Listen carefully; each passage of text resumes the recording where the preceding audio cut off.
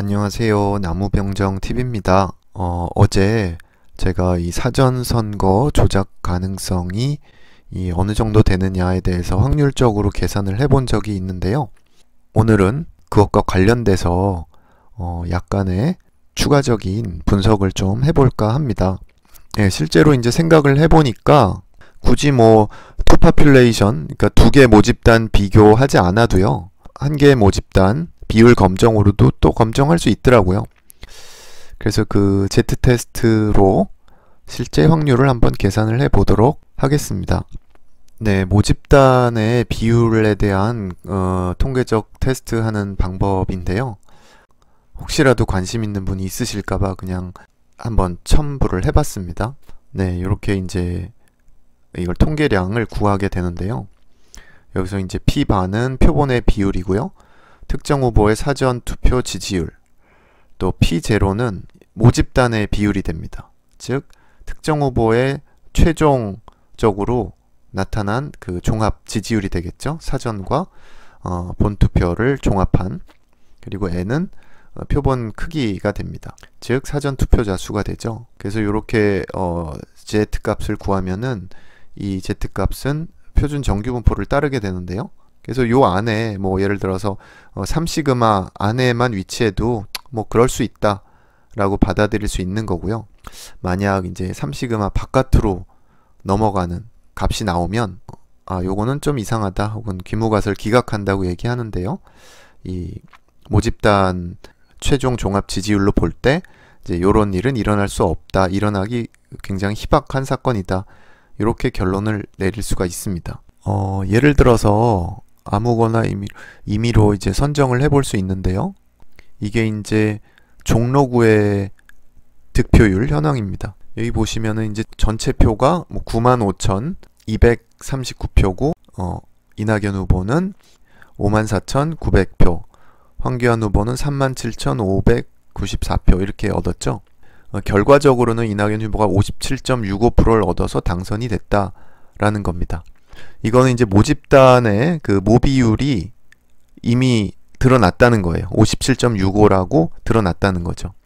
사실은 이게 가짜일 수도 있지만 어쨌든 결과적으로 이게 맞다고 가정을 하더라도 사전 투표에서 이런 결과가 나올 확률이 얼마나 되는가를 한번 살펴볼 수가 있습니다.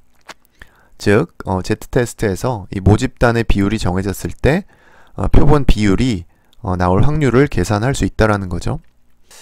자, 그래서 사전 투표에서 47,200표 중에 39,943표를 얻어가지고요. 65%가 넘는 사전 투표 지지율을 받았어요. 실제 지지율이 57%라고 했을 때 표본에서 65%를 받을 확률이 어느 정도 되느냐. 자, 이것도 아주 간단하게 계산을 해볼 수가 있습니다. 자, 이건 Z-테스트를 해볼 수 있는데, 자, 보시면, 자, 이거는 간단히 원 파퓰레이션에 대한 그 Z-테스트를 해볼 수 있습니다. 예를 들어서 이제 여기서 이낙연 후보가 결과적으로 57.65%를 받았잖아요. 그럼 이게 파퓰레이션의 비율이 되는 거죠.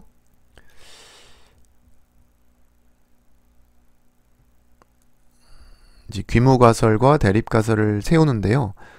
대립가설 같은 경우는 표본에서 얻어진 확률보다 더 그 높을 확률이 얼마냐 하는 식으로 원테일 테스트를 하겠습니다. 자, 지금 가정되고 있는 파퓰레이션의 프로포션은 0.5765, 결과적으로 57.65%를 얻었기 때문에 이거는 이제 모집단의 비율이라고 볼 수 있고요. 샘플 사이즈는 47,200입니다. 이거는 뭐냐 하면은 사전 투표자 수죠.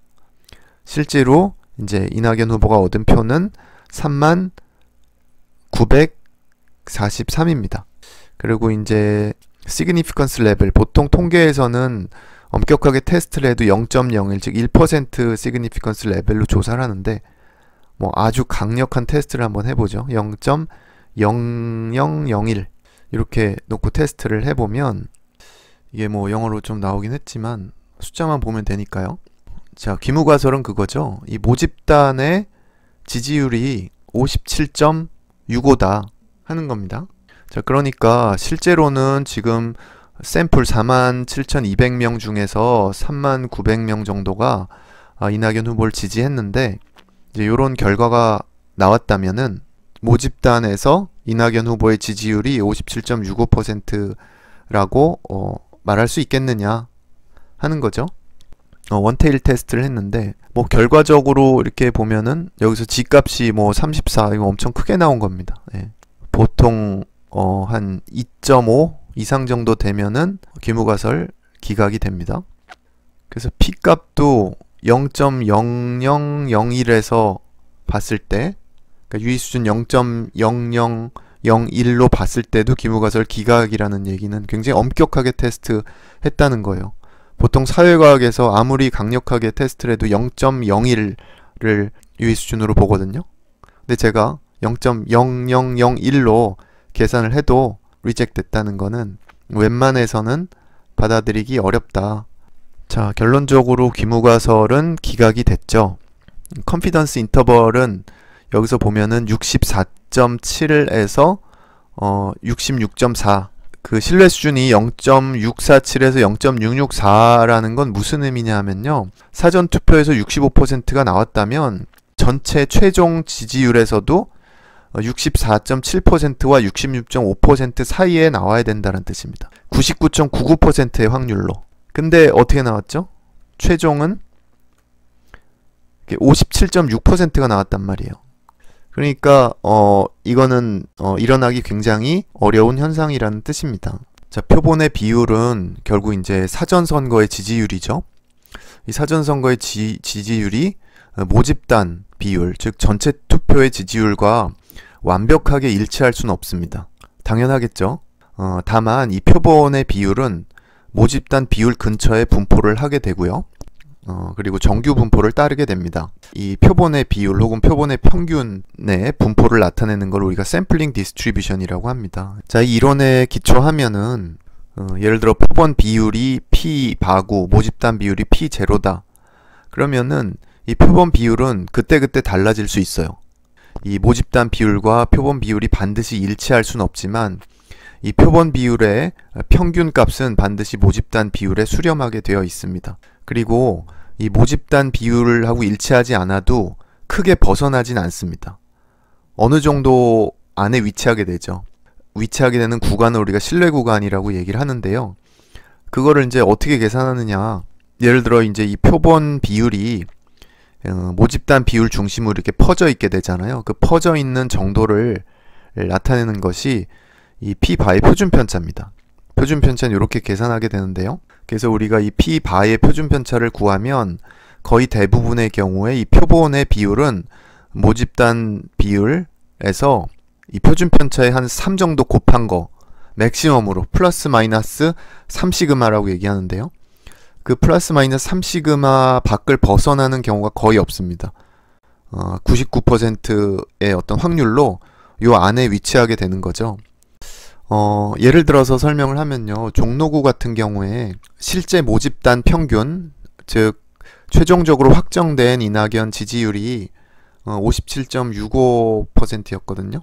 그러니까 결국 모집단 비율이 0.57, 65다 뭐 이렇게 말할 수 있습니다. 표본의 평균, 즉 사전선거에서 이낙연 지지율이 99%의 확률로 어느 구간 안에 있어야 하냐면요. 57.65에서 플러스 마이너스 0.6% 이내에 있어야 됩니다.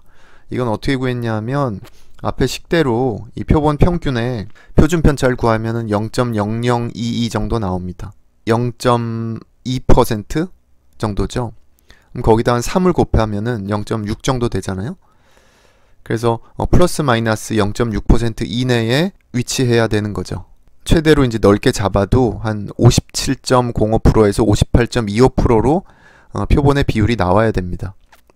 그런데 실제로는 어떻게 나왔죠? 27대 총선 결과에서는 이낙연 지지율이 사전선거에서는 65.56%가 나왔습니다. 자, 이때 표준편차 계산할 때 쓴 표본 사이즈는 사전투표자 수 47,200명입니다. 자, 굉장히 좀 벗어나는 결과가 나온 겁니다. 맥시멈으로 나와도 58.25% 이상 나오기는 극히 힘든데 지금 65.56% 지지율이 나왔다는 거예요. 뭐 서로 표본 추출에 오류가 있었더라도 예를 들어서 이낙연 후보를 지지하는 사람들이 특히 사전 투표에 많이 몰렸다고 하더라도 이렇게 사전 투표율이 전체 투표자의 한 40%인가요? 이 정도로 많아지는 경우에는 이런 결과가 나오는 거는 상당히 어렵다. 여러 예를 다 들 수는 없으니까 임의적으로 또 제가 하나 선정을 해봤는데 동대문 갑의 경우, 이 경우도 이제 최종 안규백 후보 지지율이 이제 52.06%가 나왔습니다. 그러니까 모집단의 비율이 0.5206인 거죠. 근데 사전선거에서 안규백의 지지율은 얼마가 나왔느냐? 일단 추정을 해보면, 구간 추정을 해보면 52%에서 플러스 마이너스 한 7% 정도, 아까하고 비슷하게 계산을 했는데요. 거의 뭐 비슷합니다. 플러스 마이너스 7%. 이게 왜 이렇게 0.7 이렇게 시그마를 3배 곱했는데도 작게 나오냐면은 표본 사이즈가 워낙 크기 때문에 그래요.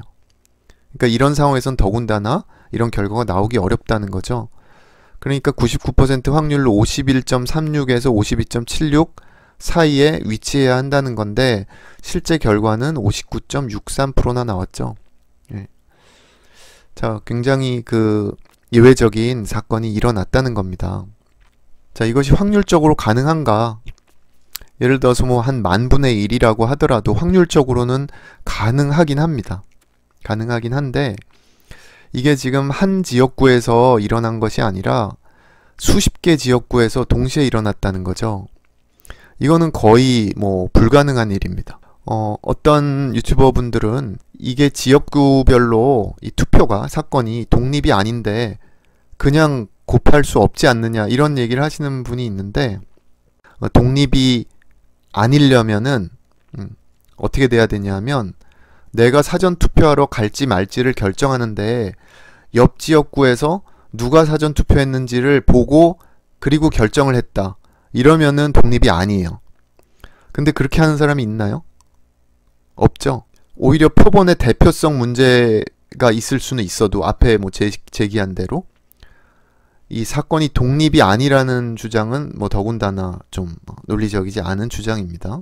그리고 앞에 계산해서 사용한 모집단의 평균이 사실은 실제 값보다 더 높게 나왔을 수 있어요. 왜냐하면 사전 투표를 조작을 했다면, 만약 했다면 그것 때문에 모집단 비율 자체가 바뀌기 때문에, 더 높아지기 때문에 그렇습니다. 특히 이번 선거에는 사전 투표율이 굉장히 높았잖아요. 그러니까 사전 투표율이 높아지면 그것 때문에 전체 지지율도 높아질 수 있다라는 거예요.